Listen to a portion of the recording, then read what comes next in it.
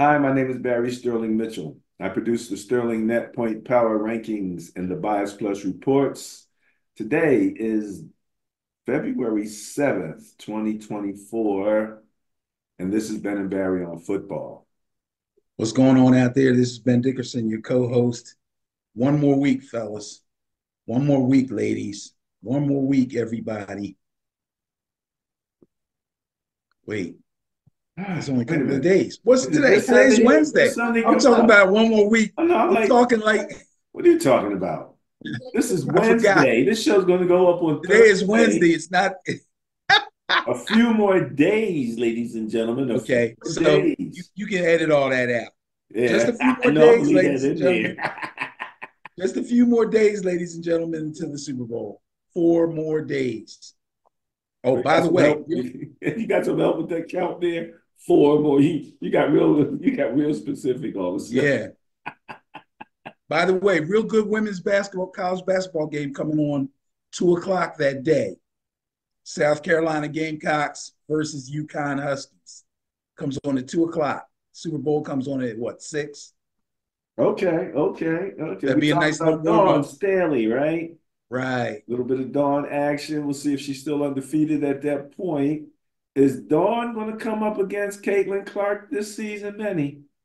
I haven't looked at the schedule, but I wouldn't be surprised if they do. You They're would not in not the be same surprised. conference, but they're not in the same conference. But she usually tries to get a pretty well-rounded um, schedule and play as many contenders and ranked teams as possible. Just makes them tougher for when the tournament starts. Okay. All right. Dawn know how to get it done, man. No doubt about it. No doubt about it. All right, so what I'm going to do, Benny, is I'm going to share some of the Sterling Net Point Power Ranking information. I literally wanted to go back and kind of get an idea what our numbers look like, the biased numbers, in terms of predicting, wins and losses and all of that kind of stuff. But as I went further and further back, I realized that it was kind of a slow discovery process on my part.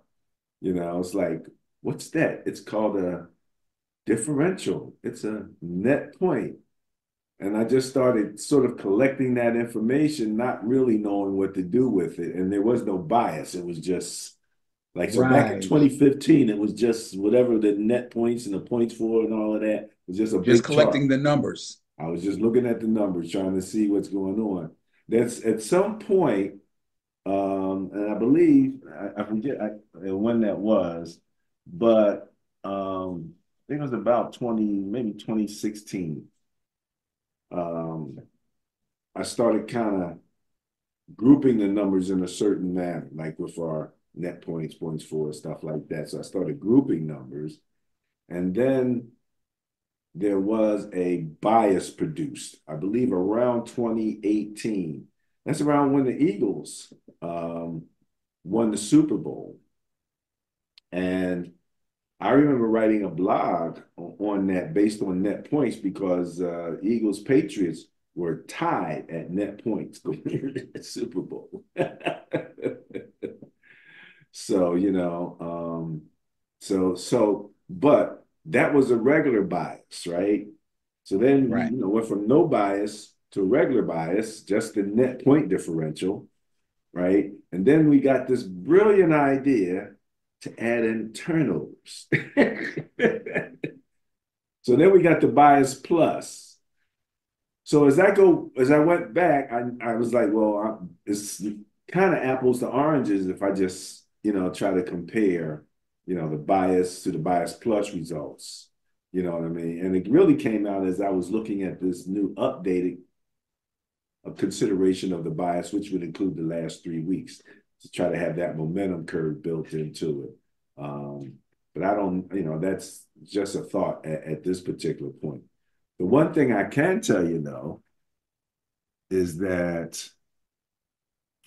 we've been doing the bias plus in the same manner using the Pythagorean calculation for this past season and the season last season. So last 2 years. So I have 2 years of numbers to look at and as far as our success rate. So last year, season before this, we finished up the season at a 63.63% win ratio. So we were 63 for the season. Um, and then this past year, as wacky as it was, that dropped to 58, yeah, 58%. If you average the two over the 2 years, that's a 60% win ratio. So I don't, just for tracking those stats and seeing what, where they lead you. But like I said, these stats include the turnover differential and the Pythagorean calculation. So I need to kind of stabilize what my number, how I'm calculating numbers. So I'm not calculating 3 or 4 sets of numbers every week over 16, 17, 18-week season. Long story short, that's what we have. That's the win ratio for the bias plus, which is where we take the net points and the turnover differentials and we mix them all together in a mathematical model to come up with what we call a bias plus, which kind of favors one team or the other. So what I wanted to do, Benny, was just quickly, again, share for conversation's sake, the information that basically that we showed last week. The information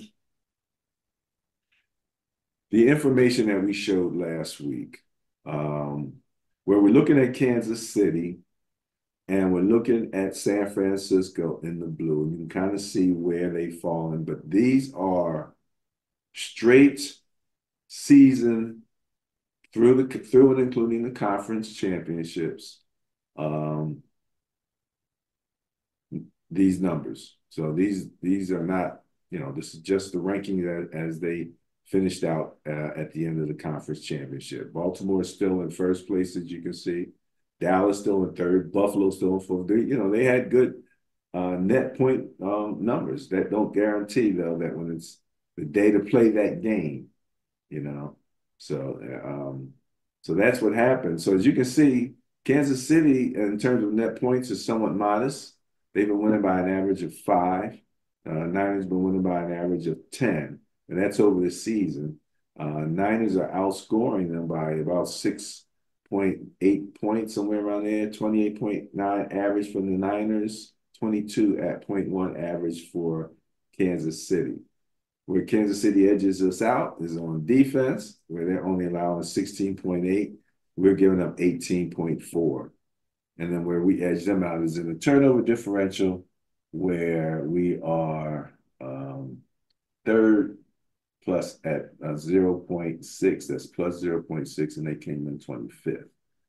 The challenge with this is we also try to look at the numbers with the last 3 weeks averaged into the season. Just a real rough average, just to kind of see how that moved the numbers. And what it did was it completely flipped things because, as we all pretty much kind of know, just from watching, the Niners have sort of struggled in these last 2 or 3 games, winning them, but struggling, giving up early leads, like we did with the Lions and everybody else. Whereas the Chiefs went in and they pretty much handled some of what we might consider the tougher competitors in the league. You're looking at the Buffalo Bills and the Ravens, for example, they pretty much handled those guys. The biggest surprise was probably the Ravens, So you tell me a little bit about what you're thinking going into this Super Bowl about the performance of the Niners, performance of the Chiefs up to this particular point. Well, I'm a big believer in the team that gets hot at the right time usually comes out the victor, along with the fact that you've got to have a good running game, a good to great running game, and or a good to great defense in order to win a championship. So using those two things to wait this thing out, if I also go by our numbers in our net point power rankings, the one team that is in the top 10, and actually, if I remember correctly, because you just showed it, in the top five even of all four of the categories that we use, one team's in the top five in all four categories, and one team is not. So I have to take that into consideration. Um, I like to know what Vegas thinks, just to know.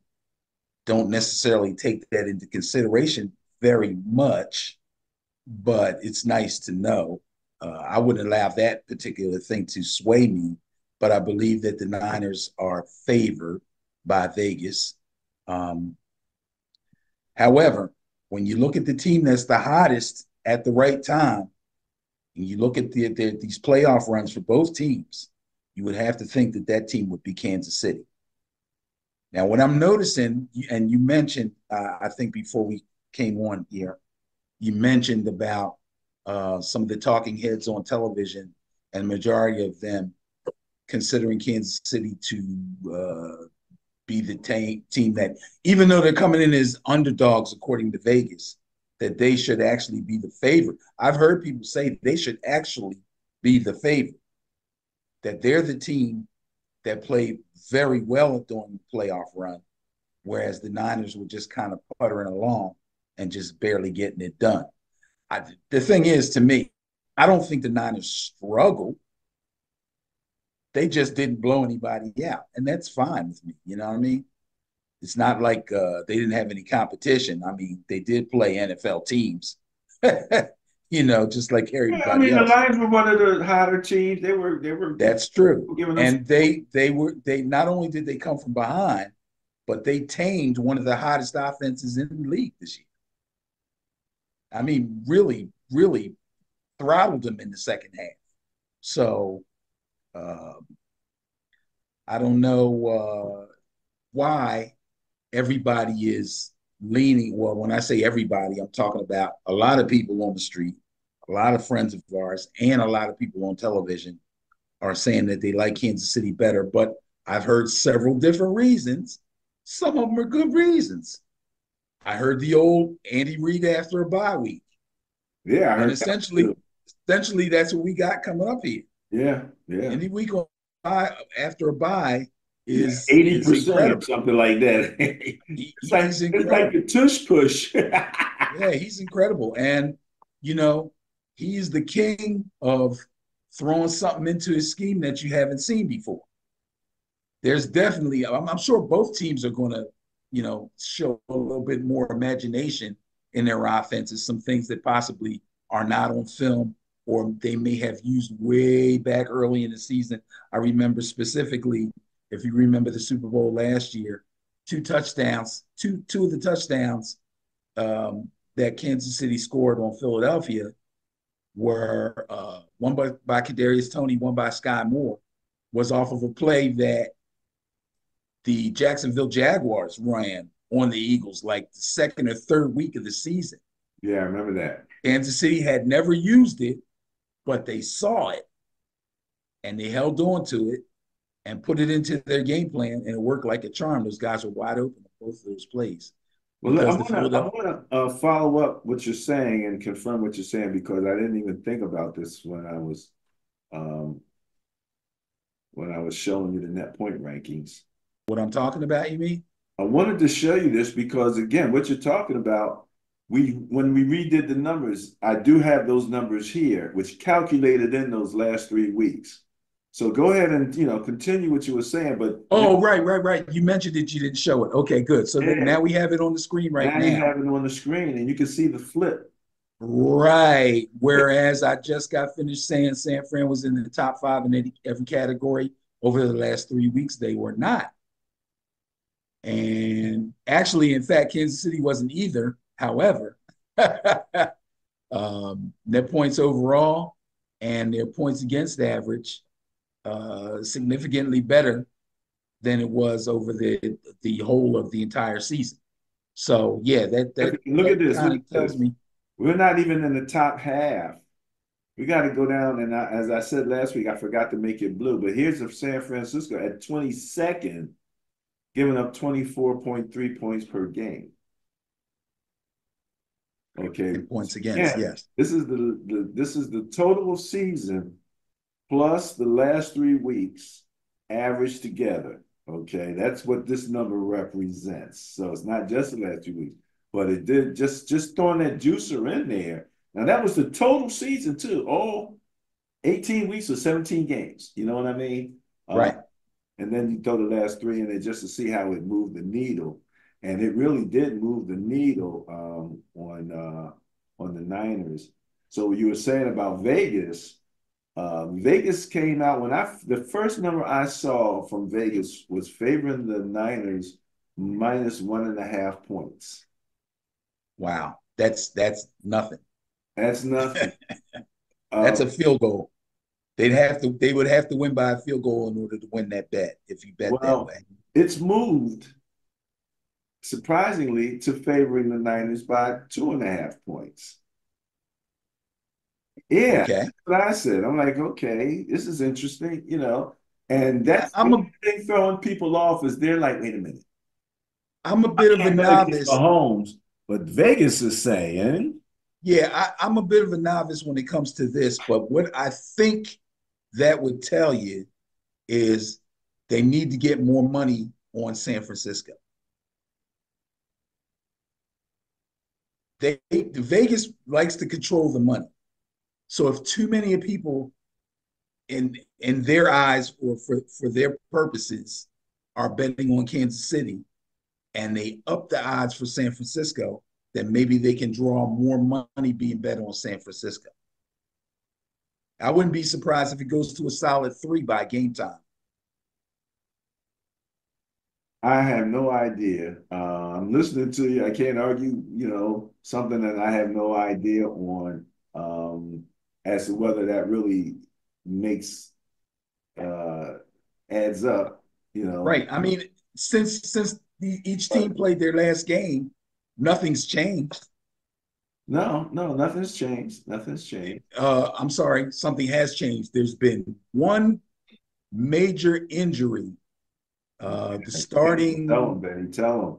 starting guard for Kansas City, I think his last name is Tooney or Thuney. Yeah. THU. Yeah, he's. They're He's pretty done. sure he's not going to play. Yeah, they're pretty He's sure. extremely doubtful. I don't think he's been declared out yet, but he's really doubtful. So that's a major injury to a major starter. Other than that, nothing's really changed. So the only thing that I can think that would actually change the odds for Vegas would be that the money's not right. And they control that. They're the ones that put these spreads out. They don't put them out for nothing, you know? Well, I understand the manipulation point that you're making. I Right. heard that before. Like I said, I understand that. So, one of the reasons that I don't bet is because it's one of those, what's the word that I'm looking for? It's like with bonds, the as the bond increases in value, the yield goes down. Right.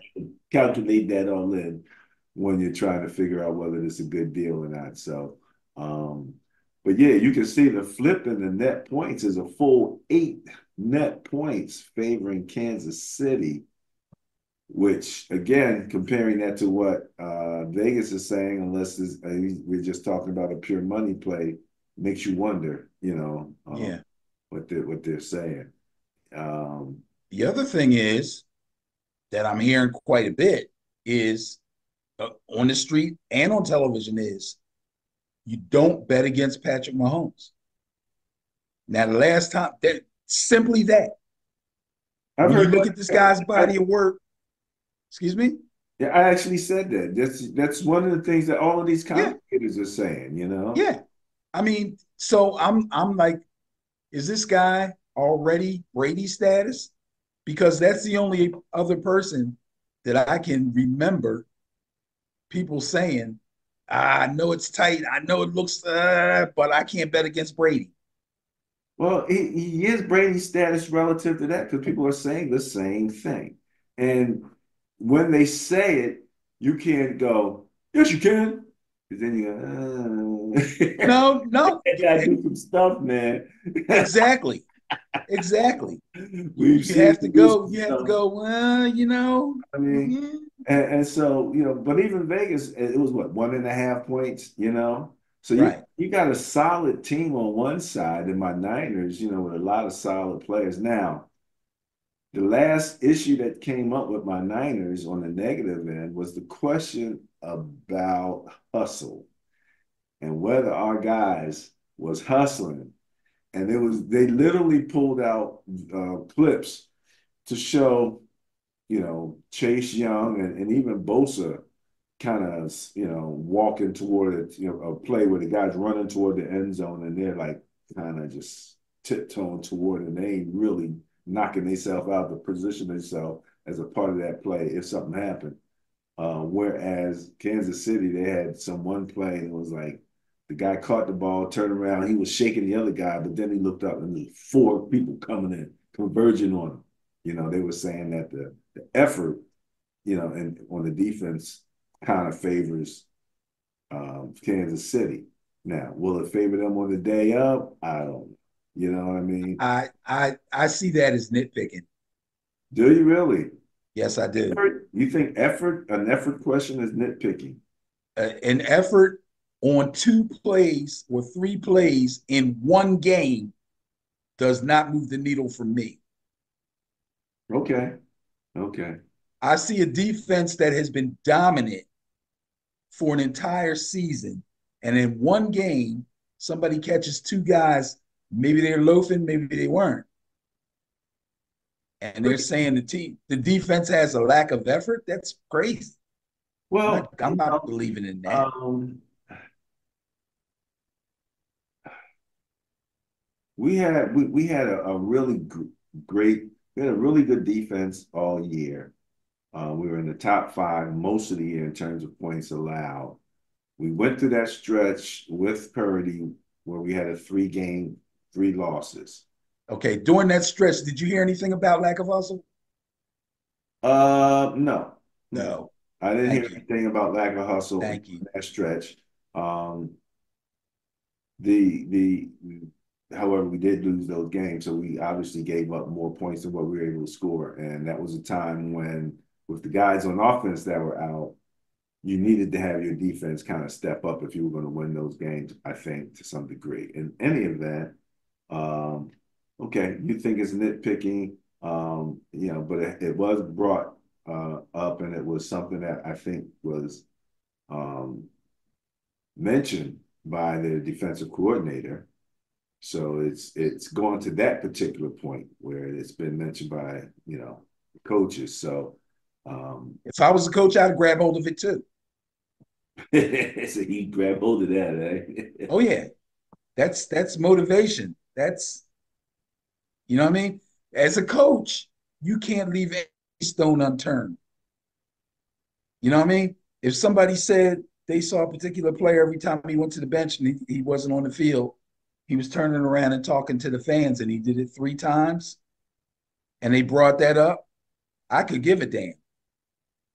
But if I'm a coach, I'm gonna grab hold of it. I'm gonna be like, bro, I need your undivided attention, 100%. But I only turned around 3 times, coach. Make it 0 times, bro. Did it change the game? No. Did it make a difference? No. But he might have learned something about focus. And, to some degree, that's what we're out there doing when we're coaching is we're teaching, and training and prepping for, you know, um, for other things outside of football. He could be sitting in a board meeting, and a nice looking secretary out there, and he's spending so much Right. time looking And you there. cut your eyes, and Next thing you know, you didn't really hurt anything, but yeah, I get it. yeah, I get it. or you missed that last statement, where he calculated, the net loss, and he was like, what was that? You don't want to do that. You don't want to do that. I probably did that at one point. I probably. So as we can see, there was a change when we added in the last three. Okay, so as I said, when we added in the last three, we had a change. That brings up Bias Plus report for the Super Bowl, and that is 58. 49ers at Chiefs. Chiefs are home. Bias Plus of 9.6 favors the Niners. That's scarily out of sync with Vegas. Vegas talking about 2.5 points from 1.5. We're talking about 9.6 favors the 49ers. And you know who the only one who's even talking like this, where the Niners should win this big? Craig Carton. I like Craig Carton. uh, What now? Now I haven't watched the show this week. That's not like me. I usually catch it 2 or 3 times, 2 or 3 mornings out of the week. But I haven't seen him yet. I'm going to try to make a point to take a peek at him tomorrow morning when I'm getting ready to get myself together. Um, so when you listen to him talk about what he thinks about the game, does he sound very pro 49er or does he sound very negative Chiefs? Pro 49ers. He loves Purdy, number one. Okay. Um, and he's talking like the Niners should go in there and spank him. He's thinking like, Okay. He's not the only one I heard say that. I can't remember who else, but I did hear somebody else say that. But they are in the minority. yeah, I think it's like two of Might have been Louis Riddick, to tell you the them. truth. It might have been Louis Riddick, who I really respect. Um, I have to double check that. I don't want to put something on him that he didn't actually do. But if I'm not mistaken, he said, or he may have even said, when you look at these two teams and their body of work and the talent on one side and then the other, the Niners should come in here and win this game. I think he said something along those lines. But he didn't say, I think the Niners will win. So what he said kind of leans toward what we're saying here. The numbers say that they're 9.6 point favorite. That's, man, 9.6. That's a touchdown in the field. Yeah, yeah, that's nearly 10 points. And, again, this goes back when you think about the Chiefs, not within the last 3 weeks or so, but through the season as they were struggling, especially with drops. I mean, I don't even think they're going to let, what's the one guy? They're that not going to let Kadarius Toney play. Yeah, I don't even think they're going to let him on the plane, or they let him I come to wouldn't. the game. I think he left him I, home. I wouldn't. So, that's where they stand. That's how bad it got, where, Mahomes was slamming his helmet and they was going through all of that. But they seem to be almost a well-oiled machine now. And Mahomes has Kelsey. And Mahomes Kelsey connection to me is kind of like the Brady Gronk connection. That's where you can always go. You can pretty much go there in most cases. So this is going to be very interesting. But what we did last week was we only showed this, Benny, and we didn't ask you for your A summary and B, your prediction. So you want my prediction now? Yeah. Okay. So like I said, I told you what I used for my criteria to try to make a determination. Um, the whole you can't bet against Patrick Mahomes or you should not bet against Patrick Mahomes. Actually, when you think about it, does hold some weight. Okay. And I have to admit, I was one who kind of wrote them off early in the season after seeing all the problems that the offense was going through. Two things I didn't consider. Number one, a pretty good defense getting even better over the course of the season. And number two, Patrick Mahomes being so good and so accurate and have the great ability to turn a bad play into a good one, carrying them along until at least one of those young wide receivers could step up, which happened to be Rashid Rice. So once he became a solid member of that offense, somebody that the quarterback could actually depend on. And Kelsey was still Kelsey, and Pacheco still Pacheco. That pretty much did it. That pretty much did it. Any weaknesses that the offensive line has, it seems like Mahomes can make up for that with his scrambling ability, and obviously throwing on the run is one of his really good traits also. So that takes care of that. Now, when you think about it, and I guess this is kind of in favor of the Chiefs too, um, the Niners defense has been documented as having trouble against the run, especially the run to the outside. Up the middle, they're not so bad, but outside runs have been tracked, and that seems to be a weakness for them. Now, if we know it and the commentators know it, then I'm sure they know it, and I'm sure that they've tried to make some kind of an adjustment to shut that down, because if Pacheco bounces something outside, somebody's got to get that guy, because he basically is their running game. I know Clyde Edwards-Helaire has been getting some carries, but mostly they've been throwing the ball to him. Funny that they've been doing that. And Jerick McKinnon, who was injured, is now back. Another back that can catch the ball outside, out in the flats and on swing passes. So, again, an offense that people were kind of giggling about early in the season has now elevated itself to the point where they've become actually dangerous again. And that has to be taken notice of. However, we look at the 49ers, we look at a plethora of weapons, really, really good weapons, on the ground and through the air. And Deebo Samuel, who's a hybrid player who can get it done on both sides, not both sides of the ball, but in the backfield and downfield.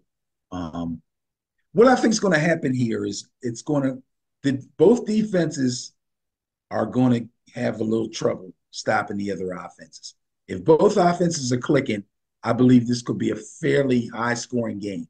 I don't mean like, in the 40s or anything, although that's quite possible.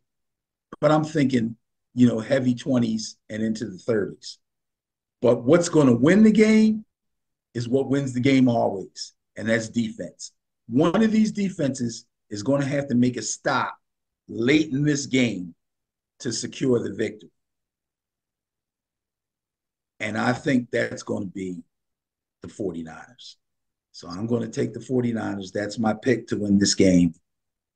And the only other mystery is Usher going to bring out a surprise guest at halftime? We're voting for who, Desiree? Ludacris? Ludacris and Little John? Surprise guest at the halftime show? Okay. Yeah. Yeah. Interesting. He went with the bias, went with the Niners. Man. What are And you guess doing what? Super Bowl Sunday, man? What you doing? I'm sitting here watching the game. You inviting anybody over? No, not No. really. Why? You want to come over? No, not really. I didn't think so. I'll be And up. here's a funny thing for everybody out there. So this is my buddy. We talk about football. We've been talking about football for the last 50 years. Okay, we go back and forth. We argue. We fuss. We fight. Da, da, da, da, da. We do these videos every week. Send this guy a text or a phone call when the Niners are playing. Forget about it. You won't get an answer. So believe me, I won't be texting you.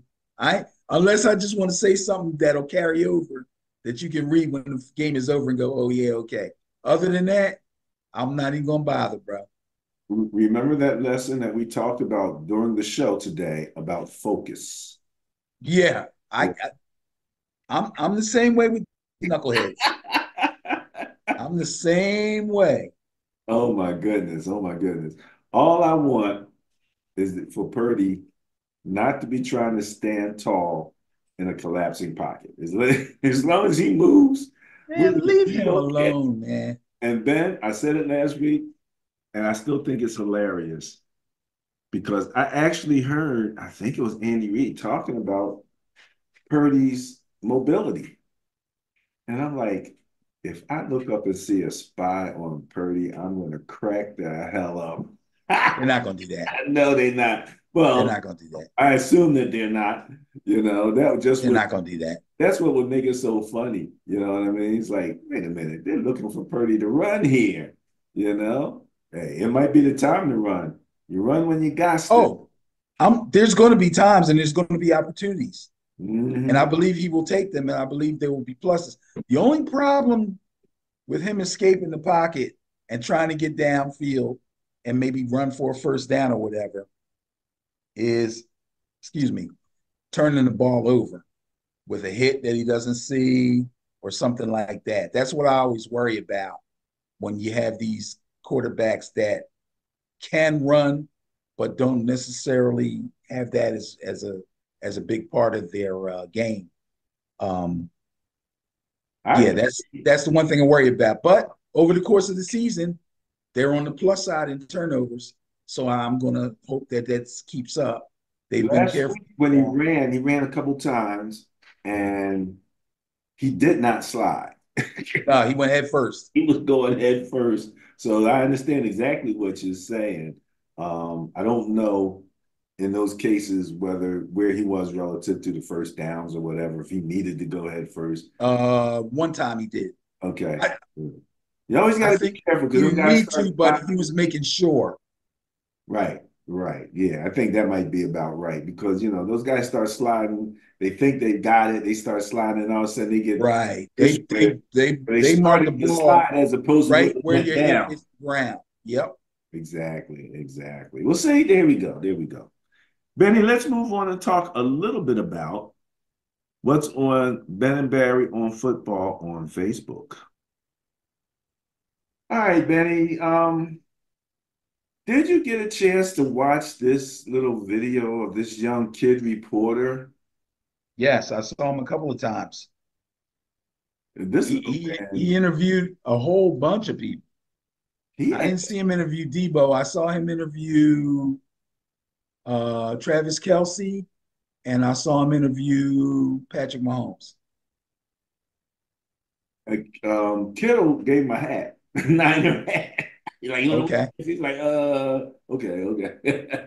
But the questions he was asking, deep, good questions, all of them. Oh yeah. I mean, this, I'm like, okay. I wanted to make sure we threw him on there. So if anybody gets a chance to see any video of young Jeremiah Fennell, check it out. And I think this link on our Facebook page will take you somewhere near one of those videos, or this is a video on 49ers.com. So check that out. Betty, I hope I can find this for you. I'm Eli Manning. I'm nice. Tom Brady's the GOAT. Psych! I beat him twice! Yeah. Hold me back. Hold me back. Hold me back. You ready? No, one more I'm time. Eli Manning. I'm nice. Tom Brady's the GOAT. Psych! I beat him twice! That's right. That's right. That's a fact, folks. You ready? Eli for the Hall of Fame. Eli Manning for the Hall of Fame, baby. Let's go. Let's get it done. Oh my goodness. Let's get it done. Too funny, too funny. Oh, we got to mention that the Eagles will be the home team in the week one of the 2024 on a Friday night opening up in Sao Paulo, Brazil in this coming season. And I think from what I hear, the Eagle fans are not real happy about this. Okay, funny story. Well, maybe not funny, but um, I went to the Sixers game on Monday. My buddy Brian, friend of the show, Brian Williams, had an extra ticket. So he treated me to the game, which I really appreciated. They didn't win. However, We were out at halftime getting something to eat and getting a couple of beers. And this random little short, little funny looking white guy comes up to us and says, you know, the Eagles are playing in Brazil next year. And we're like, what? He says, yeah, they're playing in Brazil. I'm like, are you sure? He's like, yeah, yeah. I said, who are they playing? And he didn't know. And I'm like, dude, you're making that up. He said, no, no, you'll see. You'll see. And that was Monday, he told me. I had not heard of it. When did they start talking about it? Adam Schefter posted this. I posted it 2 days ago. And That would have been interesting Monday. that you say that because they do not say, they say that the Eagles will be the home team, but they don't They say don't say who the opponent is. the opponent is. I don't think they've decided that yet. Yeah, well, I'm thinking you might be right about that. They're going to have a little Interesting. intrigue, a second announcement. Yeah. That So built the up a so the little. fans don't like it, huh? Maybe, hey, that might be a plane trip too far for a lot of those Eagles. That might be. That's no reason not to like the game because you can't afford to go. Well, you know how Eagle fans are. They want to see their Eagles, man. They want to be there so they can see them. And now because they travel. I will say that much. They do travel. It's usually, Guess what? If these guys travel on the regular, this sounds like it would be a great trip. Who wouldn't want to go to Brazil? I think it's in Sao Paulo. yeah, it is. It is. I know nothing Okay. about Sao So Paulo. I'm not a traveling person, so I have no real desire to go to Brazil. And of I course, don't either. I have zero, even less desire to go to Brazil to see the Eagles. Um, as I said, I'll be snuggled up in front of my TV, watching that game and whatever else game. And lastly, Benny, a little bit of the stuff of what's going on now, more conversation about the streaming. As a matter of fact, I believe that the commissioner now talked about this in his State of the League a little bit. Um, and their statistics or their research is tending to bolster their decisions on some of these streaming determinations. I just personally think that rather than giving exclusive rights to anybody in streaming, that you give them rights, but you still have their normal broadcast for the general Right. public. Because if all I have is Peacock, I would like to see the game. And I think, great, let them see the game. But then for all the other people who don't have Peacock, why would you make them miss the game? Those are your fans. That just I agree 100%. I can't see any. I don't understand why they would ever want to make a situation where fans cannot see the game. You know what I mean? Why would you even? Well, I will say this. I did hear that Peacock gave them, I think it was Peacock, a boatload of money. All right. So the owners really got a big chunk of change out of the decision to kind of give them that exclusive rights. But as we move forward, and like I said, I have the Prime, so I could watch it, when they have it Thursday and on a lot of those Thursday night games are only on Prime. They're only on Prime, right? I believe a lot more people have Prime than have Peacock. But I didn't, Probably. yeah, but But here's the thing. That's what exclusive access is all about. We're going to pay so that people don't have an alternative, hoping that they will buy the app. well, we'll see how those numbers, turn out. I'm one of those people that would not buy the app. So I just was like, no, I'm not going to do it. That to miss that game. It'll be on again. It's a game, and I have what makes it worse, I have NFL Plus. So I'm like, I don't care where they're streaming it. I should be able to watch it on NFL Plus. Not if they pay for exclusive rights. I don't like that one iota. So I don't either. But basically, yeah, if the NFL takes the money, it's out of their hands. sometimes my Fire Stick doesn't work as well as my cable. You know what I mean? It's like Right. I would prefer to just watching it on cable, you know. Right. So even if I had that. All right, Benny. So my beloved 49ers will be in the Super Bowl. Let me see here. Let me just put a little something there. So he knows it's all about the Niners. Quest for six. The quest for six, Benny. How many got six? Us, the Cowboys. The Cowboys have 6? No, I'm sorry. Have five. Us, the Steelers. Cowboys. Steelers have six, I believe, right? Steelers have 6. Yeah, yeah. And the Patriots have six, I believe. Yes. Yeah, Tom Brady has one more than the Patriots have. Yes. So, so that's rarefied air, you know. That's rarefied air that we're reaching for, That's true. you know. So go for it. Congratulations to both teams for making it to the Super Bowl.